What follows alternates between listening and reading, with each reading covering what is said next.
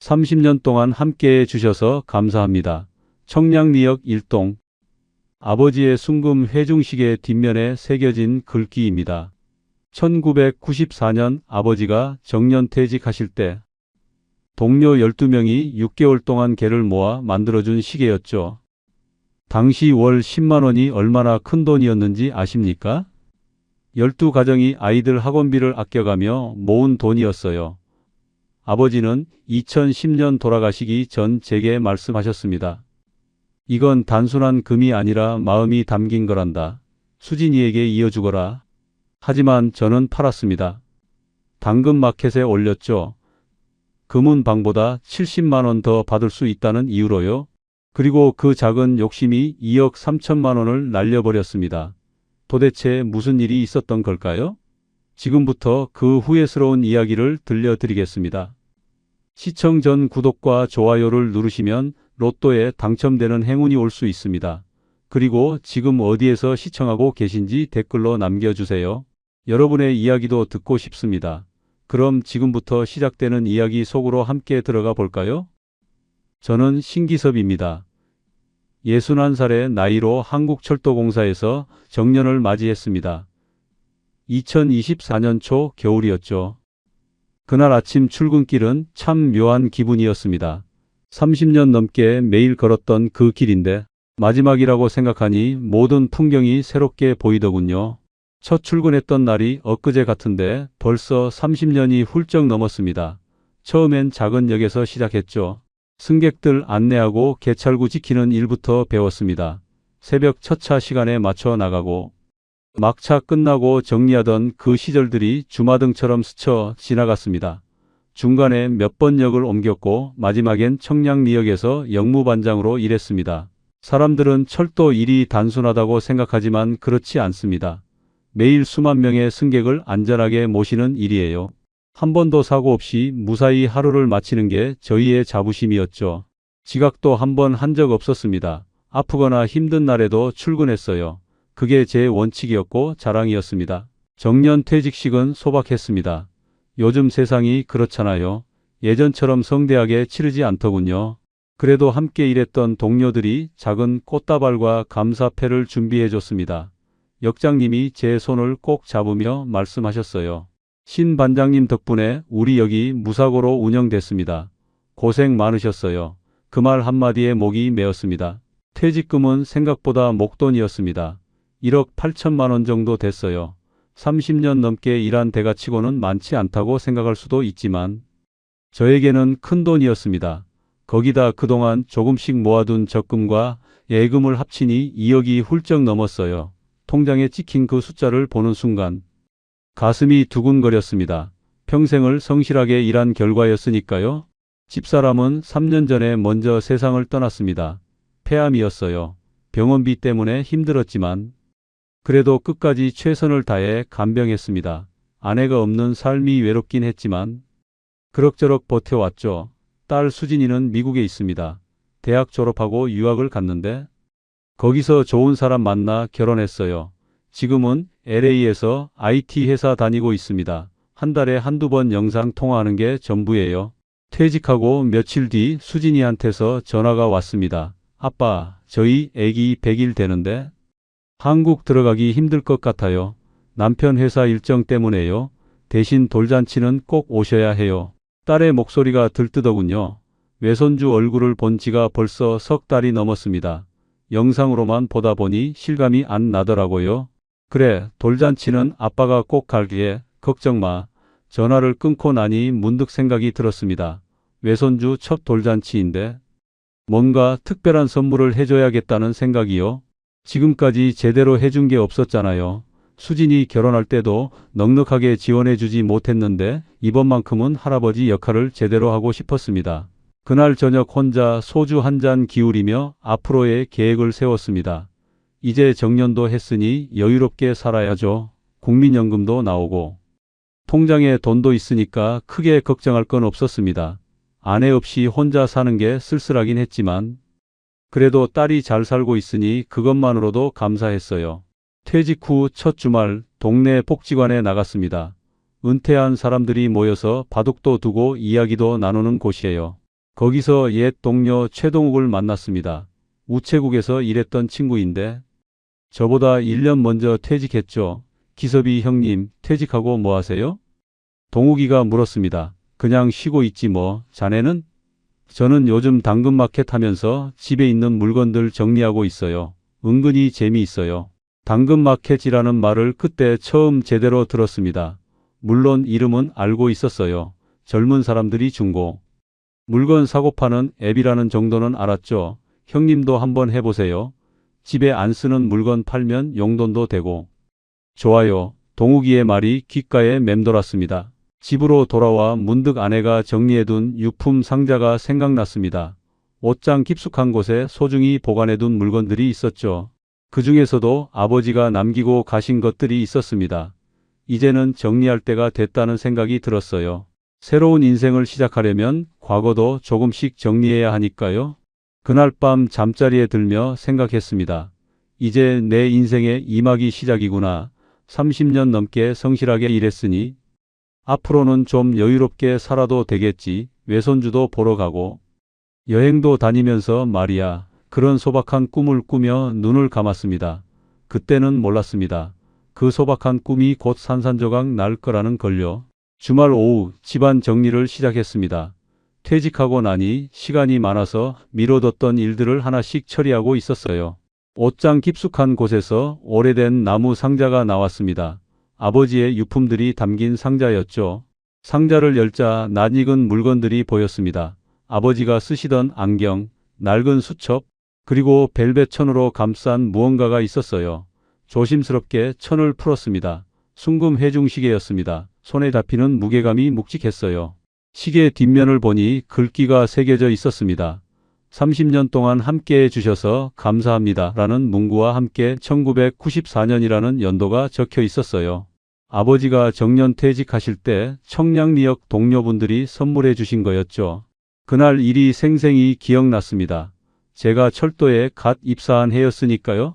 12분의 동료들이 몇 개월 동안 개를 모아서 만들어주신 시계였습니다. 당시 한 달에 10만 원씩 모으는 게 얼마나 큰 부담이었을지 짐작이 갑니다. 그 시절 10만 원이면 한 가족이 한 달 생활비의 반은 되는 돈이었으니까요. 시계를 받으시던 아버지의 모습이 떠올랐습니다. 눈물을 글썽이시며 동료분들께 인사하시던 그 장면이요. 이건 그냥 금이 아니라 여러분의 마음이야. 평생 간직하겠네라고 말씀하시던 목소리가 들리는 것 같았어요. 아버지는 2010년에 돌아가셨습니다. 임종 직전 제 손을 잡으시며 이 시계를 건네주셨어요. 기서봐, 이건 단순한 금이 아니라 마음이 담긴 거란다. 수진이에게 이어주거라. 우리 집안이 3대째 철도를 지켰다는 걸 잊지 말고. 그 말씀이 유언이었습니다. 시계를 들여다보니 스무 돈이 조금 안 되는 무게라고 적혀 있었습니다. 당시로서는 정말 큰 선물이었을 거예요. 지금 시세로는 얼마나 될까 궁금해졌습니다. 하지만 곧 그런 생각을 떨쳐냈어요. 이건 팔 물건이 아니니까요. 복지관 친구 동욱이가 했던 말이 자꾸 떠올랐습니다. 당근마켓 이야기요. 집에 안 쓰는 물건들 정리하면서 용돈도 벌 수 있다고 했죠. 문득 호기심이 생겼습니다. 한번 해볼까 싶었어요. 스마트폰에 당근마켓 앱을 깔았습니다. 젊은 사람들 쓰는 거라 어려울 줄 알았는데 생각보다 간단했어요. 동네 사람들이 올린 물건들이 쭉 보였습니다. 가전제품, 가구, 옷, 책, 온갖 것들이 다 있더라고요. 집에 있는 안 쓰는 물건들을 찾아봤습니다. 예전에 쓰던 라디오, 읽지 않는 책들, 운동기구 같은 것들이요. 사진을 찍어서 올려봤습니다. 가격은 동욱이한테 물어보면서 적당히 매겼어요. 신기하게도 몇 시간 지나지 않아 연락이 왔습니다. 이거 아직 있나요? 라는 메시지였어요. 책을 사겠다는 사람이었습니다. 다음날 아파트 단지 입구에서 만나 직접 거래했어요. 10,000원을 받았습니다. 10,000원이 큰 돈은 아니지만 기분이 묘했습니다. 집에 쌓여만 있던 물건이 누군가에게 필요한 물건이 되고 돈도 받으니 뿌듯하더라고요. 며칠 동안 이것저것 팔았습니다. 라디오도 팔고 운동기구도 팔았어요. 10만 원 정도 벌었습니다. 어느 날 저녁 당근마켓을 구경하다가 금 관련 글들이 눈에 들어왔습니다. 금반지, 금목걸이, 금팔찌를 파는 사람들이 꽤 있더라고요. 댓글을 보니 실제로 거래가 이루어지는 것 같았습니다. 금도 여기서 거래하는구나 싶었어요. 문득 아버지의 시계가 떠올랐습니다. 아니, 정확히는 외손주 돌잔치가 떠올랐어요. 특별한 선물을 해주고 싶다는 생각이 계속 마음속에 있었거든요. 현금으로 보내주면 수진이가 필요한 걸 사는데 도움이 될 텐데 싶었습니다. 다음날 금은방을 찾아갔습니다. 시계를 보여주니 주인이 꼼꼼히 살펴보더니 말했습니다. 순금 맞습니다. 무게가 거의 20돈 되네요. 지금 시세로 1000만 원 조금 넘어요. 예상보다 큰 금액이었습니다. 팔려고 하시면 930만 원에 매입 가능합니다. 수수료 때문에 시세보다는 좀 낮아요. 주인의 말에 계산기를 두드려 봤습니다. 70만 원 정도 차이가 나는 거예요. 집으로 돌아오는 길에 자꾸 그 70만 원이 아깝다는 생각이 들었습니다. 당근마켓에서 직거래하면 수수료 없이 1000만 원 받을 수 있지 않을까 하는 생각이요. 동욱이도 직거래로 금반지 팔았다고 했던 게 기억났어요. 그날 밤 시계를 손에 들고 한참을 고민했습니다. 아버지가 물려주신 소중한 물건인데 파는 게 맞나 싶었어요. 하지만 외손주를 생각하니 마음이 움직였습니다. 아버지도 증손주를 위해서라면 이해하실 거라고 스스로를 설득했습니다. 결국 마음을 정했습니다. 당근마켓에 올려보기로요. 70만 원이면 외손주 선물에 보탤 수 있는 돈이잖아요. 작은 욕심이라고 생각했습니다. 그게 시작이었습니다. 시계 사진을 찍었습니다. 조명 밝은 곳에서 여러 각도로 찍었어요. 뒷면에 글귀도 선명하게 나오도록 신경 썼습니다. 제목을 어떻게 쓸까 고민하다가 간단하게 적었습니다. 순금 해중시계 20돈 미만 판매합니다. 가격을 1000만 원으로 매겼습니다. 금은방 시세와 비슷한 금액이었어요. 설명란에는 정직하게 썼습니다. 아버지 유품입니다. 1994년 제작된 순금 시계이고 상태 양호합니다. 직거래 원합니다. 올리기 버튼을 눌렀어요.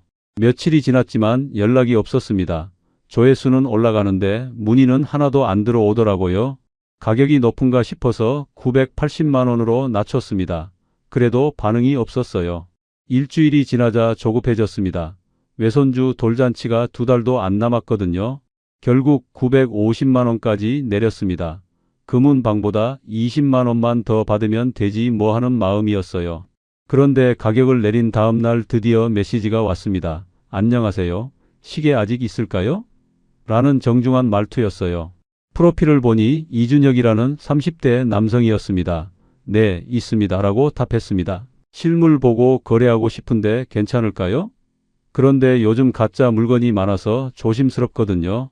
그의 메시지가 이어졌어요. 이해가 갔습니다. 큰돈이니까 조심스러울 만도 하죠. 직접 만나서 확인하시고 사셔도 됩니다. 제가 답했습니다. 그런데 다음 메시지가 좀 이상했어요. 혹시 선입금 가능할까요? 700만 원 먼저 보내드리고 만나서 실물 확인 후 나머지 250만 원 드릴게요. 순간 망설여졌습니다. 보통은 물건 보고 돈 주는 게 순서 아닌가요? 그런데 생각해보니 제가 먼저 돈을 받는 거잖아요. 판매자인 제가 손해 볼 일은 없었습니다. 왜 선입금을 하시려고 하세요? 라고 물었습니다. 제가 먼 곳에 살아서요. 괜히 갔다가 판매자분이 마음 바꾸시면 시간 낭비잖아요. 그리고 제가 먼저 돈 보내드리면 판매자분도 안심하시고 저도 확실히 거래할 수 있으니까요. 그럴듯한 설명이었어요. 고민하다가 동의했습니다. 어차피 제가 먼저 돈을 받는 건데 뭐가 위험하겠어요. 계좌번호를 알려줬습니다. 입금하시는 분 성함이 어떻게 되세요? 라고 물었어요. 이준혁입니다. 그가 답했습니다. 몇 시간 후 문자가 왔습니다. 700만 원이 입금됐다는 알림이었어요. 그런데 입금자 이름이 김태현이었습니다. 이상했지만 메시지를 보냈어요. 입금 확인했는데 이름이 다르네요? 아, 제 형이 보낸 겁니다. 제 통장 한도 문제로요. 걱정 마세요. 이준혁의 답장이 왔습니다. 형제간에 그럴 수도 있겠다 싶었어요. 아, 그러시군요. 그럼 내일 만나서 나머지 받으면 되겠네요. 제가 답했습니다. 다음 날 약속 장소는 집 근처 카페였습니다. 오후 2시에 만나기로 했어요. 시계를 작은 벨벳 주머니에 넣어서 가지고 갔습니다. 카페 앞에서 기다리는데 모자를 깊게 쓴 젊은 남자가 다가왔어요. 신기섭님 맞으시죠? 그가 물었습니다. 네, 이준혁 씨요? 네, 반갑습니다. 악수를 나눴어요. 그는 말이 별로 없었습니다. 시계 보여주시겠어요? 벨벳 주머니에서 시계를 꺼내 보여줬습니다. 그가 꼼꼼히 살펴보더니 고개를 끄덕였어요. 좋네요. 그리고 주머니에서 현금 봉투를 꺼내 건넸습니다. 250만 원 여기 있습니다. 돈을 세어보니 맞았습니다. 시계를 그에게 건네줬어요. 거래는 3분도 안 돼서 끝났습니다. 그는 시계를 받자마자 감사합니다 라는 말 한마디 남기고 빠르게 사라졌어요. 좀 허무했지만 안도했습니다. 무사히 거래가 끝났으니까요. 950만 원, 금은방보다 20만 원 더 받았습니다. 뿌듯했어요. 외손주 선물은 넉넉하게 보낼 수 있겠다 싶었습니다. 집으로 돌아오는 길에 아버지 생각이 났습니다. 미안한 마음이 들었지만 곧 떨쳐냈어요. 증손주를 위한 일이니 아버지도 이해하실 거라고 다시 한번 스스로를 다독였습니다. 그날 저녁 통장 잔액을 확인했습니다. 2억 4천만 원이 넘었어요. 퇴직금과 적금에 시계, 판 돈까지 더해진 금액이었습니다. 평생 모은 돈이 이렇게 모여 있으니 든든했습니다. 하지만 그게 마지막 평온한 순간이었습니다. 사흘 뒤 제 휴대폰에 낯선 문자가 도착했습니다. 은행에서 온 문자였어요. 고객님 계좌가 사기 피해 의심으로 지급 정지 예정입니다. 처음에는 스팸 문자인 줄 알았습니다. 요즘 사기 문자가 워낙 많잖아요. 그런데 발신 번호를 보니 진짜 은행에서 온 거였어요. 손이 떨렸습니다. 은행에 전화했습니다. 고객님 계좌로 사기 피해 신고가 접수됐습니다. 700만 원에 대해 지급 정지 처리될 예정입니다. 상담원의 목소리가 차갑게 들렸어요. 무슨 말씀이세요? 저는 당근마켓에서 물건 팔고 받은 돈인데요. 제 목소리가 떨렸습니다. 죄송하지만 자세한 내용은 경찰 조사를 통해 확인하셔야 합니다. 해당 금액은 일단 동결됩니다. 머리가 하얘졌습니다. 700만 원을 못 쓴다는 게 아니라 제가 사기 사건에 연루됐다는 게 믿기지 않았어요. 혹시 계좌 전체가 동결될 수도 있습니다. 상담원의 말에 등골이 오싹해졌습니다. 전화를 끊고 멍하니 앉아 있었습니다. 2억 4천만 원이 든 통장이 막힐 수도 있다는 생각에 숨이 막혔어요. 뭔가 잘못됐다는 걸 직감했습니다. 당근마켓 대화 내역을 다시 열어봤습니다. 이준혁과의 대화를 처음부터 끝까지 읽었어요. 입금자 이름이 김태현이었던 게 계속 걸렸습니다. 형이 보냈다고 했지만 정말 그럴까요? 인터넷을 뒤져봤습니다. 당근마켓 사기를 검색했어요. 그때 3자 사기라는 단어를 처음 알았습니다. 사기꾼이 판매 글을 복사해서 더 싼 가격으로 다시 올리고 진짜 구매자가 원래 판매자 계좌로 돈을 보내게 만드는 수법이었어요. 제 머릿속이 복잡해졌습니다. 그럼 이준혁은 제 글을 복사해서 700만 원에 다시 올렸고 김태현이라는 사람이 그걸 보고 제 계좌로 돈을 보낸 건가요? 김태현은 물건을 못 받았으니 사기 신고를 한 거고요. 식은땀이 났습니다. 그럼 저는 김태현한테 사기꾼으로 보이는 거잖아요. 하지만 저는 이준혁한테 시계를 넘겨줬는데 말이에요. 이게 대체 무슨 일인지 이해가 안 갔습니다. 밤새 잠을 못 잤습니다. 계좌가 동결되면 어떡하나 걱정됐어요. 퇴직금도 적금도 전부 그 통장에 있었거든요. 경찰 조사를 받아야 한다는 생각에 가슴이 답답했습니다. 다음 날 아침 복지관에 갔습니다. 동욱이를 만나 사정을 이야기했어요. 형님, 그거 완전 3자 사기예요. 저도 뉴스에서 봤어요. 동욱이가 안타까워했습니다. 그럼 저는 어떻게 해야 하나? 제가 물었습니다. 일단 경찰서 가서 피해 신고하시고 은행에도 사정 설명하셔야죠. 형님은 피해자니까 해명하면 풀릴 거예요. 동욱이의 말에 조금 안심했습니다. 경찰서에 가려고 준비하던 그날 오후였습니다. 낯선 번호로 전화가 걸려왔어요. 받지 않으려다가 혹시 은행이나 경찰에서 연락하는 건가 싶어 받았습니다. 여보세요? 안녕하세요. 금융보안센터 수사팀 김민호 팀장입니다. 차분한 중년 남성의 목소리였어요. 금융보안센터라는 말에 귀가 솔깃했습니다. 고객님 계좌에 심각한 문제가 발생했습니다. 지금 바로 조치하지 않으면 내일 아침 계좌 전체가 동결되고 검찰 조사까지 받게 됩니다. 그의 목소리가 단호했습니다. 가슴이 철렁 내려앉았습니다. 검찰 조사라는 말에 머릿속이 하얘졌어요. 제가 어떻게 해야 하나요? 떨리는 목소리로 물었습니다. 고객님 계좌로 범죄 조직 자금이 유입됐습니다. 다행히 저희가 발견해서 도와드릴 수 있어요. 하지만 시간이 없습니다. 그가 말했습니다. 제가 범죄자가 된다는 말씀인가요? 목소리가 떨렸습니다. 지금은 의심 단계지만 조치하지 않으면 공범으로 처리됩니다. 김민호 팀장이라는 사람이 차분하게 말했어요. 어떻게 해야 합니까? 다급하게 물었습니다. 고객님 자금이 정당한 돈임을 증명하시면 됩니다. 임시 안전 계좌로 옮겨두시면 저희가 확인해 드려요. 확인 끝나면 바로 돌려드립니다. 그 말이 논리적으로 들렸습니다. 지금 제 계좌는 문제가 있으니 안전한 곳으로 옮기는 게 맞는 것 같았어요. 시간이 많지 않습니다. 오늘 안에 하셔야 해요. 내일 아침이면 늦습니다. 급박한 목소리에 다른 생각을 할 여유가 없었습니다. 지금 바로 뭘 해야 하죠? 휴대폰으로 국가안전거래 앱을 설치하시면 됩니다. 카카오톡으로 링크 보내드릴게요. 잠시 후 카카오톡에 메시지가 왔습니다. 금융보안센터라는 이름으로요. 링크가 하나 달려 있었어요.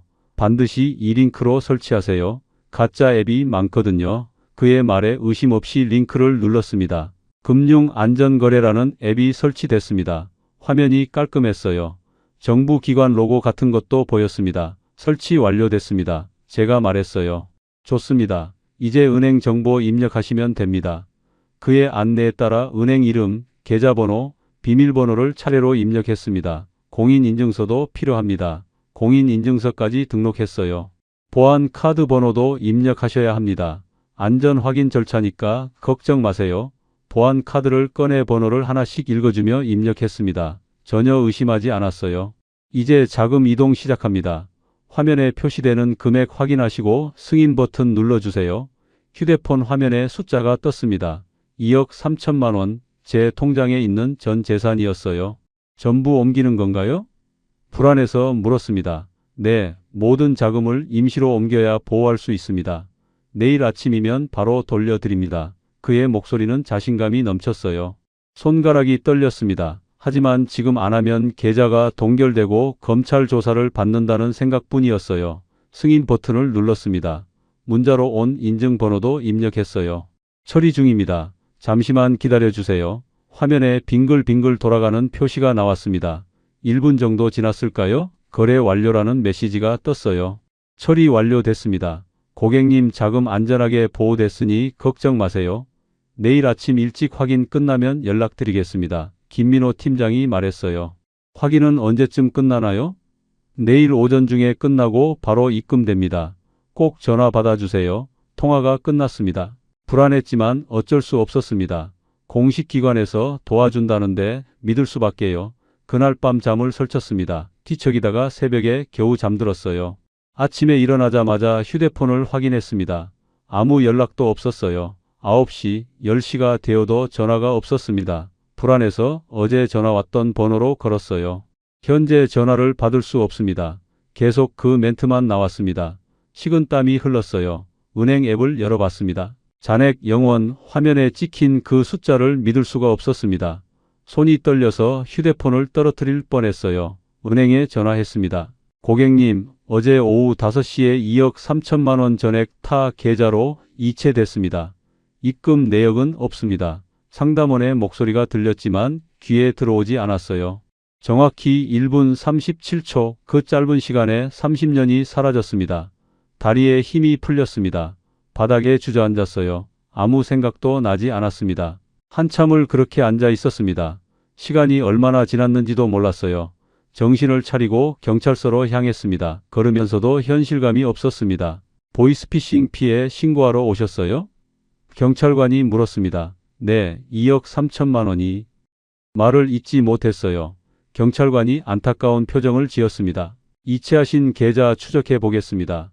컴퓨터를 두드리던 경찰관이 고개를 저었어요. 대포 통장입니다. 이미 여러 계좌로 분산 이체됐네요. 회수는 거의 불가능합니다. 거의가 아니라 아예 안 되는 건가요? 떨리는 목소리로 물었습니다. 솔직히 말씀드리면 100% 불가능합니다. 이미 현금화 됐을 겁니다. 수사는 진행하겠지만 기대하지 마세요. 그 순간 모든 게 무너졌습니다. 정말로 끝이구나 싶었어요. 어르신, 요즘 이런 수법 정말 많습니다. 당근마켓 3자 사기로 불안하게 만들고 그걸 노려서 보이스피싱 연결하는 거예요. 이제야 전체 그림이 보였습니다. 이준혁이 제 판매 글을 복사해서 700만 원에 재판매했고 진짜 구매자 김태현은 제 계좌로 돈을 보냈어요. 물건을 못 받은 김태현이 신고했고 제 계좌가 문제 생겼죠. 그 틈을 타서 보이스피싱범이 금융보안센터를 사칭해 전화했고 저는 그대로 당한 겁니다. 가짜 앱 절대 설치하시면 안 됩니다. 보안 카드 번호는 어떤 기관도 요구하지 않아요. 경찰관의 말이 뒤늦게 들렸습니다. 이미 늦었지만요. 집으로 돌아오는 길이 막막했습니다. 30년을 성실하게 일했는데 퇴직 석 달 만에 전 재산을 잃다니 믿을 수가 없었어요. 아버지 시계도 잃고 돈도 잃고 자존심도 잃었습니다. 며칠 동안 집에만 있었습니다. 밥도 제대로 못 먹었어요. 거울을 보니 늙은 얼굴이 더 늙어 보였습니다. 국민연금 통장에는 120만 원이 들어와 있었지만 이걸로 어떻게 살아야 할지 막막했습니다. 수진이에게 전화해야 했습니다. 돌잔치가 한 달도 안 남았거든요. 하지만 용기가 나지 않았어요. 며칠을 망설이다가 결국 전화를 걸었습니다. 아빠, 잘 지내셨어요? 딸의 밝은 목소리가 가슴을 찔렀습니다. 수진아, 아빠가 너한테 할 말이 있다. 목소리가 떨렸어요. 무슨 일이에요? 목소리가 이상한데요? 수진이가 걱정스럽게 물었습니다. 돌잔치에 못 갈 것 같다. 침묵이 흘렀어요. 왜요? 어디 아프세요? 아니야, 몸은 괜찮아. 문제는 돈이야. 모든 걸 털어놨습니다. 할아버지 시계를 팔려다 당근마켓 사기를 당했고 보이스피싱으로 전 재산을 잃었다고요? 지금 뭐라고 하신 거예요? 수진이의 목소리가 차가워졌습니다. 아빠, 할아버지 시계요? 그 시계가 뭔지 알고 계세요? 미안하다, 수진아, 미안하다고요? 할아버지가 돌아가시면서까지 저한테 물려주라고 하셨던 거잖아요. 그걸 당근마켓에 올리셨다고요? 딸의 목소리가 점점 높아졌습니다. 70만 원 더 받으려고요?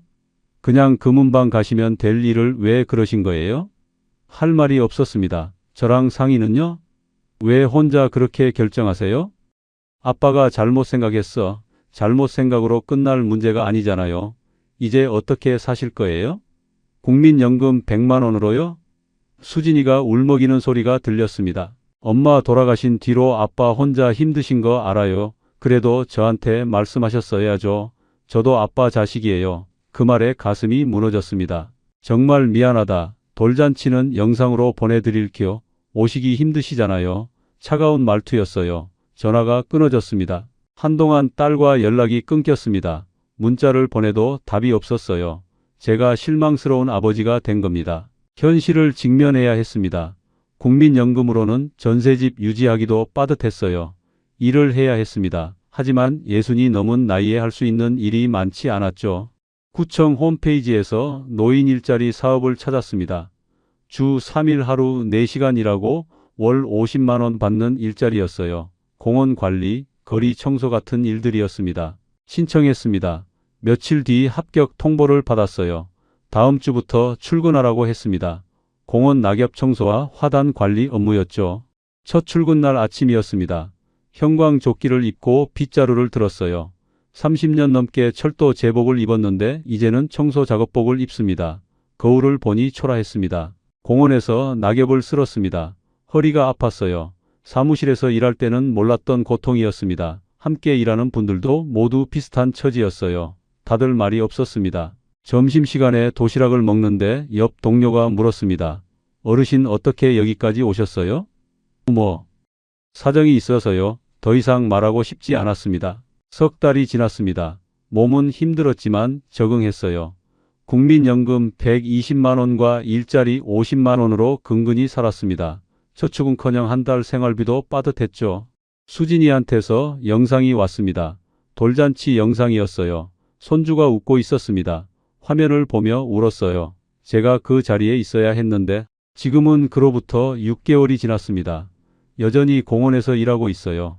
봄에는 꽃을 심고 여름에는 잔디를 깎고 가을에는 낙엽을 쓸고 겨울에는 눈을 치웁니다. 딸과는 조금씩 관계가 회복됐습니다. 한 달에 한 번 정도 영상통화를 해요. 손주가 자라는 모습을 보면 위로가 됩니다. 아빠, 건강 챙기세요 라는 딸의 말에 고개를 끄덕입니다. 제가 겪은 일을 돌이켜보면 정말 어이없습니다. 하지만 분명한 건 이게 저만의 이야기가 아니라는 거예요.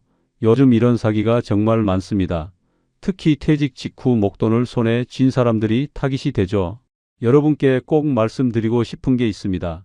첫째, 중고 거래는 무조건 직거래가 원칙입니다. 선입금 요구하면 100% 사기예요. 제가 먼저 돈 받는데 뭐가 위험하냐고 생각했던 게 함정이었습니다. 둘째, 입금자 이름을 반드시 확인하세요. 거래 상대방과 입금자가 다르면 그 즉시 거래를 중단해야 합니다. 형제가 보냈다는 말도 믿으면 안 돼요. 셋째, 문자나 카카오톡 링크로 앱을 절대 설치하지 마세요. 금융 관련 앱은 반드시 공식 앱 스토어에서만 받아야 합니다. 국가안전거래 같은 앱은 존재하지 않아요. 넷째, 비밀번호나 보안 카드 번호는 어떤 기관도 요구하지 않습니다. 은행도, 경찰도, 금융감독원도 절대 물어보지 않아요. 요구하면 100% 사기입니다. 다섯째, 가족과 꼭 상의하세요. 제가 가장 후회하는 부분입니다. 혼자 결정하지 마시고 자녀나 가까운 사람과 이야기하세요. 딸과 미리 상의했더라면 이런 일은 없었을 겁니다. 특히 퇴직 직후가 가장 위험합니다. 목돈을 손에 쥐면 마음이 들뜨고 방심하게 돼요. 저처럼 작은 욕심이 큰 화를 부릅니다. 70만 원 아끼려다 2억 3천만 원 날렸습니다. 3자 사기와 보이스피싱이 연결되는 경우가 정말 많습니다. 당근마켓에서 계좌 문제 생기면 바로 보이스피싱범이 전화해요. 계좌 동결, 검찰 조사 같은 말로 불안하게 만들죠. 저는 인생을 성실하게 정직하게 살았습니다. 법 한 번 어긴 적 없고 지각 한 번 안 했어요. 그런데 단 3일 만에 모든 게 무너졌습니다. 지금은 다시 일어서는 중입니다. 비록 공원 청소를 하지만 부끄럽지 않아요. 일할 수 있다는 게 감사합니다. 건강하게 살아있는 것만으로도 다행이에요. 제 실패가 누군가에게는 교훈이 되길 바랍니다. 아무리 급해도 한 번 더 생각하세요. 아무리 좋은 기회처럼 보여도 의심하세요. 그리고 반드시 가족과 상의하세요. 여러분의 부모님이나 주변 어르신들께 이 이야기를 꼭 전해주세요. 나는 안 당할 거라고 생각하지 마세요. 저도 그렇게 생각했습니다. 인생은 끝까지 살아봐야 압니다. 넘어졌어도 다시 일어설 수 있어요. 저는 지금도 일어서는 중입니다. 여러분도 어떤 어려움이 와도 포기하지 마세요. 우리의 이 사연이 마음에 남았다면 좋아요를 눌러주세요. 그리고 소중한 사람들과 함께 이 이야기를 나눠주시길 바랍니다. 여러분의 한마디가 누군가에겐 큰 위로가 될 수 있습니다. 영상이 마음에 드셨다면 구독과 좋아요, 응원 부탁드립니다. 감사합니다.